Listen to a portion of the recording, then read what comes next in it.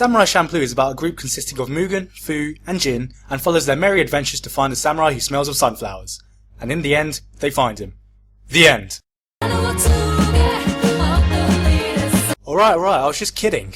Samurai Champloo is the second series directed by Shinichiro Watanabe, the bloke behind that little known anime called Cowboy Bebop, and it's also inherently his second attempt at creating a hip, action-oriented show done in a style to appeal to Western audiences. Wait a minute, I'm sorry, it's not Samurai Champloo, it's Samurai Champloo! That's better. Anyway, Samurai Champloo! It doesn't have much of a plot since I just basically summed it up in the first sentence of this review. But the series is more episodic, where each episode contains a story of its own, with the show being more about the journey than the actual destination itself. The three main characters include Mugen, probably the most badass samurai in the history of anime, since at the end of the day, no matter who you are, if you're going up against a breakdancing samurai voiced by Steve Bloom in a contest of badassery, you're going to fucking lose. And then there's Fu, who is officially one of the dullest anime characters in the world, so instead of challenging myself to think up a joke, here's a monkey on a push bike. Bicycle, bicycle, bicycle. I want to ride my bicycle, I want to... And Jin, who's an even duller anime character than Fu. So, you know what? Here's the same monkey with a different song on top. Okay, fine. I'll do this review properly. Jin is your generic emotionless samurai who has less personality than the stone statue of a dreary-eyed Keanu Reeves. And Fu is... Well, actually, there isn't a lot I could say about Fu because I couldn't for the life of me figure out what her purpose was. Was she there to be helpful? Fuck no. All she seemed to do was whine, trip over a lot and get kidnapped. Was she there for the fan service? I don't think so, because apart from that famous jiggle in the first episode, there wasn't a lot of fan service in the series. Was she there to move the plot along?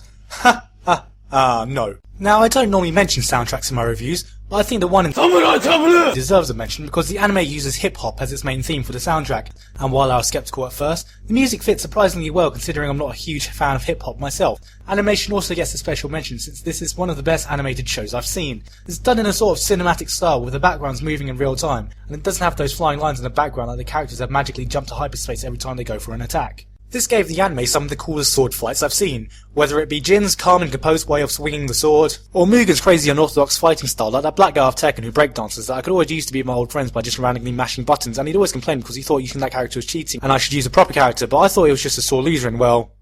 Yeah, who's laughing now, Dean? Sorry, got a bit off topic there.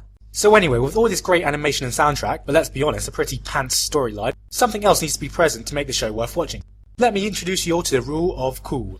Rule of cool is when a series like Cowboy Bebop can be excused for not having much of a plot and minimal character development because it's so fucking badass. Rule of cool is when the over-the-top fights in Gurren Lagann could get so stupid that by the end they could be throwing dildo-shaped quasars at each other, and you'd still be sitting there cleaning off the cum stains in your pants because those fights are made out of sheer awesomeness. See, if a series is deemed cool enough, we are willing to forgive it for its flaws that would otherwise throw the anime into the dark pits of hell. Black Lagoon does this, Baccano does this, and Champloo does this. But not perfectly. See, a show like Samurai Champloo that has the episodic nature needs to live off the rule of cool to survive, and it does this well to an extent, but certainly not as well as the grandmaster daddy of them all, Cowboy Bebop. It just seems sometimes that the show tried to be too hard to be different and cool, and just made the series inconsistent, with some episodes being totally awesome, while other episodes being just plain average.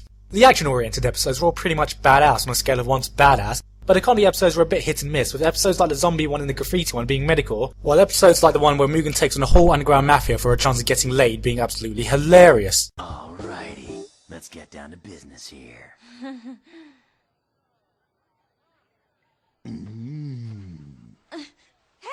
Look, there's a naked woman over there! Huh?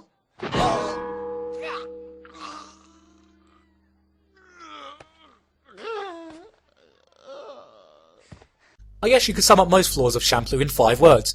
I want to be like Bebop. That's 6 words. Shut up, nobody was counting anyway. In my opinion, the character dynamics just weren't as strong as they were in Bebop, and you can try to convince me all you want about how Champloo is different from Bebop, but there are so many similarities between the two that they might as well be siblings.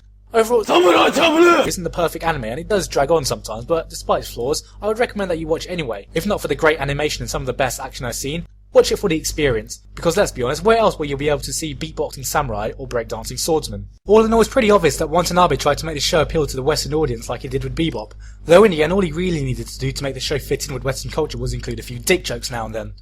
I give this anime an 8 out of 10.